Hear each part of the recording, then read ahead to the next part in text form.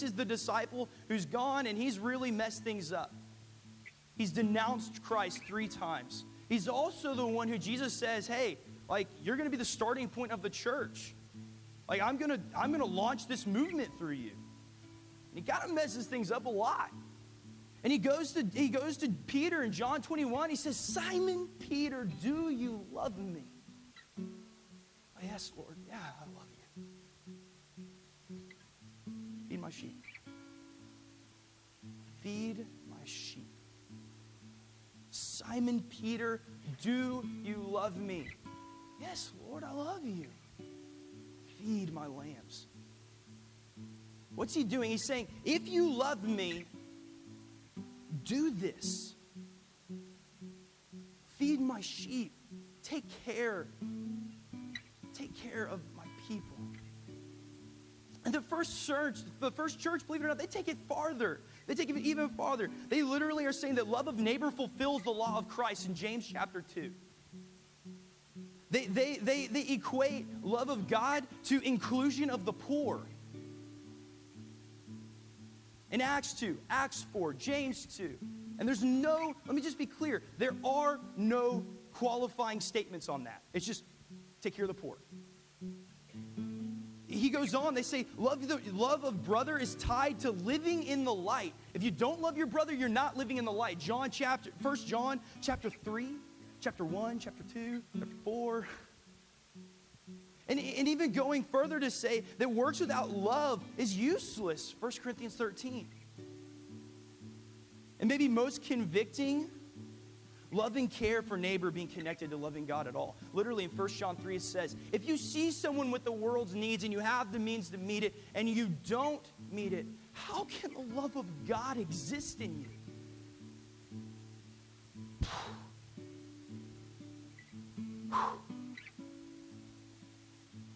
Oh my. Rip my heart out.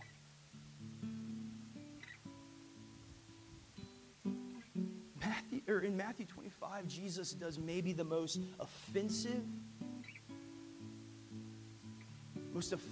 thing that he could do. At least for me.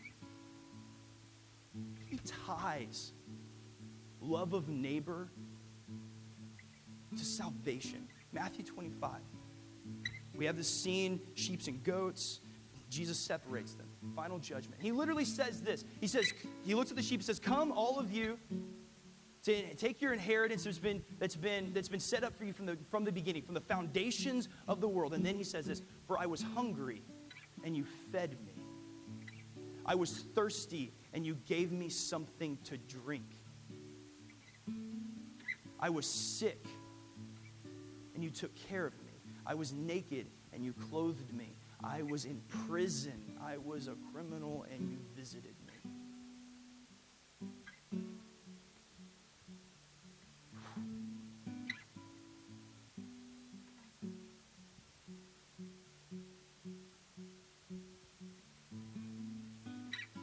Jesus connects love of God to love of neighbor. And it's hard. And it is a knife to the chest for me. Because I spend most of my life looking out for number one. I spend most of my life qualifying my benevolence. I spend most of my life assuming things about people I don't know. I see the homeless man begging on the side of the road, and I just assume that he's going to go and he's going to spend whatever money I give him on crack or alcohol. Right? You with me? That's me. And Jesus doesn't qualify his statements by saying if someone deserves it or if somebody's earned it. He just says, do it.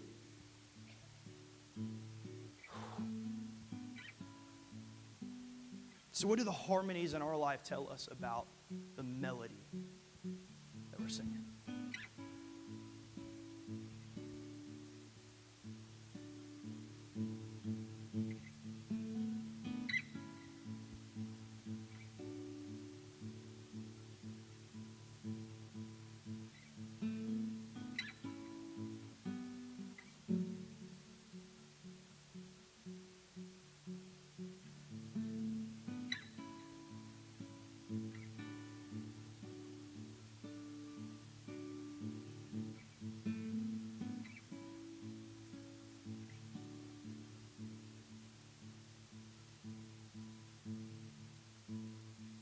Now, at this point, you might be assuming like, hey, like these are the essential components of a song, right? We got a rhythm, we've got melody, we've got harmony, and you can do all sorts of things with those three things. So, hey, we have the essential components for a song. And you might be right if you're listening just strictly to contemporary Christian music and like Chris Tomlin and like a 1-4-6-5 progression. Sorry, I had to take my little hit there, my bad. So you might be right. We have the essential components to a song. But since when are the necessary components? But since when does God stop at necessary? Since when does God stop at just, yeah, that's the essential, that's exactly, I mean, that's the bottom line. That's the low end, like, sweet, fantastic. And we see in the first 5 chapters of Genesis that what happens? 2 people bring an offering to the Lord. Abel brings his first fruits. He gives his best. He gives everything. And Cain kind of brings just like, oh yeah, let me grab some grain offering, and brings it. And what happens? God rejects Cain's offering, accepts Abel's. Cain kills Abel. Right? Since when does God just stop with what's necessary? God's always creating, always pushing, always going further. He's always creating. Isaiah talked about it like this. He said, he's doing a new thing. A new thing. Something that hasn't been done before. The timeless God constantly creating, constantly moving. And this is the compelling thing, is that he is inviting us into that. You are here because he didn't stop creating. You are sitting in these seats because he didn't stop with Israel. But he kept expanding, he kept going, he kept creating. You're sitting in these seats because of his creativity. Now, but we do have the essential components. But now I want us to imagine for a moment our favorite pieces of music. And I realize we've got a large conglomeration of people in here spreading out many years. So if you're from the 60s, if like the 60s were like, yeah, man, that's my prime. That's my jam right there. All right, maybe you remember songs like Hey Jude. Anyone remember Hey Jude? Fantastic. Fantastic song. All right, maybe from the 70s, and you're thinking like Led Zeppelin, Stairway to Heaven, right? I mean, maybe like the greatest guitar solo on the face of the earth, right? Or maybe you're from the 80s, and you start thinking about songs like Billie Jean, you know, or Journey's Don't Stop Believing. That's a personal favorite of mine, right? You start thinking about those songs. Or maybe you're from the 90s, and like the age of grunge, right? Like Smells Like Teen Spirit, Nirvana. And maybe one of those songs resonates with you. My question this morning is, what do all those songs have in common? What do all of those songs have in common? Besides the fact that they were innovative, which they were. Every single one of those songs has in common this thing that we call dissonant sound. I got to hurry up. I'm running out of time. Dissonant sound. Now, so dissonant sound, to understand dissonant sound, we have to understand a little bit of musical theory. So I'm going to go through this very quickly. Particular notes make up particular scales in music. Those particular scales make up particular keys. And the way that you identify these particular notes are identified, in layman terms, this idea that are identified with these notes fit together. They make sense together. They sound good together. They make up this unit of sound that's pleasant and easy to listen to. It sounds good. Right? That's how we kind of, I mean, that's a really basic way of saying it. There's a lot more into it, but that's kind of basic music theory. That's the scales, all right? Here's the thing, though. What all of those songs have in common is what we call dissonant sound. And dissonant sound is literally whenever you take an excluded note, like, so we have all these notes, we pick and choose, say, these 7 notes fit really well together, and they make up a key, they make up a scale, fantastic. But dissonant sounds whenever you say, but hey, I want to grab this note. And it was previously excluded. I want to plop it right down in the middle of this key, in the middle of this scale. It doesn't make any sense. It does not work. The rules of music theory say that should not happen, but something about it is compelling. Something about it brings this kind of this tension to the song, and we go, oh, wow. And whenever we do that entirely, new worlds open up. And here's what's beautiful. Jesus talks about it. Jesus doesn't just talk about it, he models it. Jesus lived a lifestyle of dissonance. And he called it hospitality and welcome. Jesus lived a life of invitation toward the people that are marginalized and outcast and uninvited. He lived a life of invitation and welcome and hospitality toward the people that didn't fit in, toward the people that didn't make sense, toward the people that you would not expect to see in your common gathering of religious people. We see this in Christ's posture towards Matthew, the tax collector, in Matthew 9, Christ's posture towards the prostitute, the sick, children, outcast Samaritans, the poor, and even his killers in Luke 23. Whenever he asks God, literally asks God, I want you to think about this for a moment. This forgive them.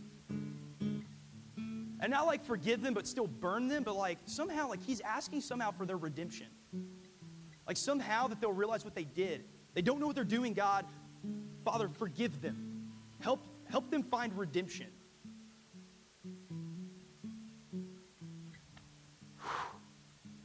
He practices this radical hospitality. And he even paints a picture of this. There's this picture in Matthew chapter 22. It's this wedding banquet. And this guy's having a huge feast. And he says, hey, here's the deal. I want you to go out. He sends his servants out. And he says, listen, I want you to invite all my family, all my friends. I want you to invite everyone that's connected with us. And so they go out and they invite everyone. And what happens? We know the story. No one shows. They start denying the invitation. So what does he do? He says, all right. He says, I want you to go out and I want you to go to every corner of this city and I want you to bring everyone. Grab people off the streets. Grab the people that we don't even know, that don't make sense. Grab those people and bring them to the wedding. And that, friends, is you. You're a Gentile, unless you're Jewish, in which case, I'm sorry, I didn't mean to lump you in with the Gentiles, but you are one in case unless you're an Israelite. You're a Gentile. You are here because of that kind of dissonance. Now, so Jesus then invites us to exhibit the same kind of hospitality and welcome with our lives. And we see it in the first church. We see it in Philip.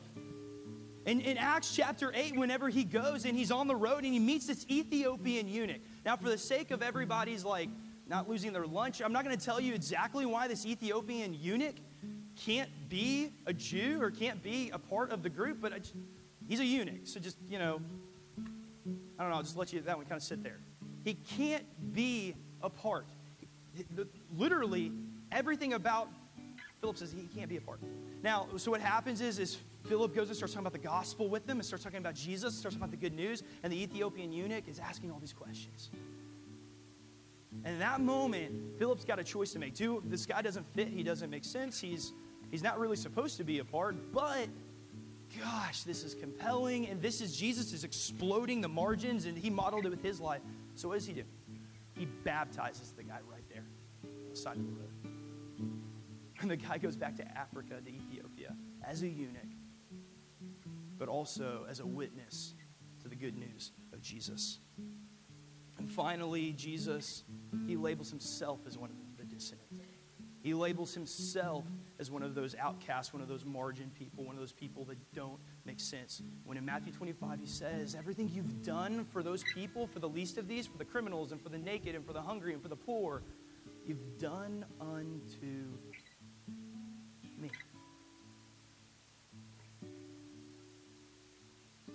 Dissonance. How are we practicing dissonance in our life?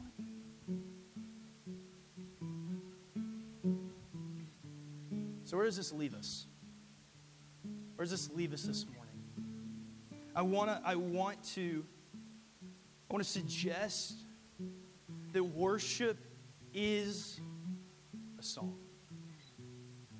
It's the song the entire cosmos is declaring. We see it throughout Scripture. The psalmist talks about even the stars are declaring, holy, holy, holy is the Lord God Almighty. The entire earth is filled with His glory. We see it throughout Scripture as it culminates even at the end in Revelation with this idea of everything, every knee bowing, that Jesus Christ is Lord. The question is this morning, are you in tune?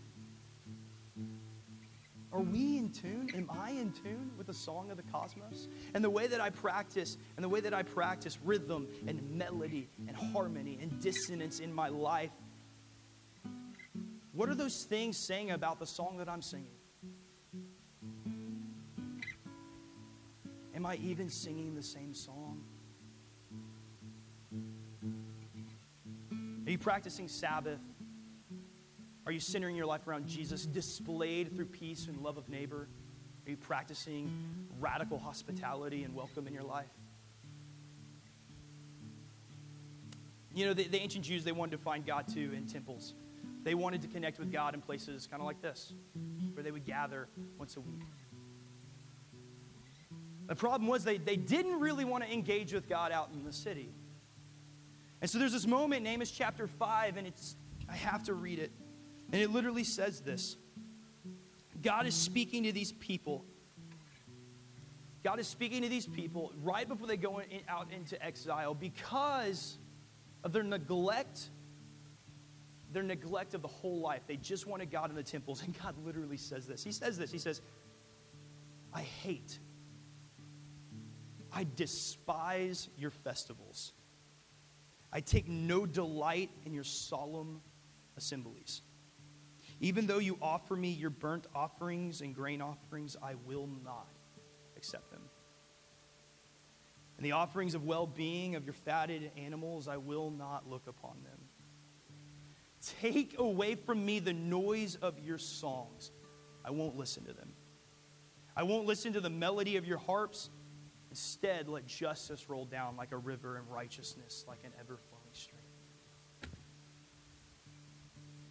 Maybe this morning, this can feel lifeless, can feel void, can feel dark, can feel barren. The truth is, we're singing the wrong song.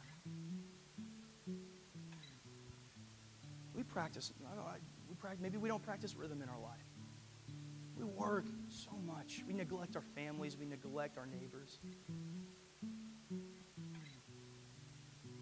The melody is tainted because it's not centered around Jesus. Is the melody of your life centered around Jesus? I don't know. It's for you this morning. Is that being displayed through your love of neighbor? Are you taking care of the poor, taking care of the marginalized, taking care of the sick, taking care of those that don't fit? Are you practicing a lifestyle of radical hospitality and dissonance by embracing and by loving those who don't make sense? Because as long as we refuse to live a lifestyle of worship in our entire life, we will never experience God. We will simply be turning our wheels, begging for God to show up. And God the entire time is saying, I'm out there. You'll find me. You'll find me when you find the poor. You'll find me in the dark places. You will find me where no one else wants to go. And here's the encouragement. Whenever we go and we say, I care so much more about what's happening out there, I want to find you in the margins, God. I want to find you in the homeless shelters. I want to find you in drug rehabs. I want to find you, fill in the blank. Suddenly these songs become microcosms of what's happening out there, and they become beautiful and vibrant and full.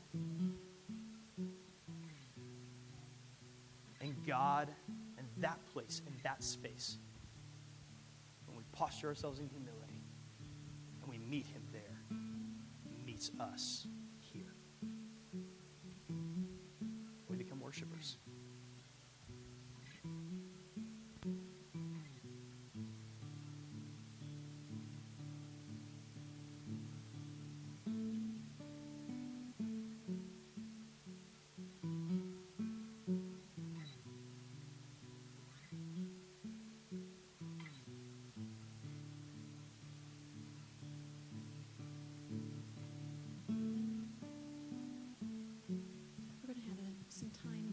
reflect and respond to this creative way of truth, of thinking about worship.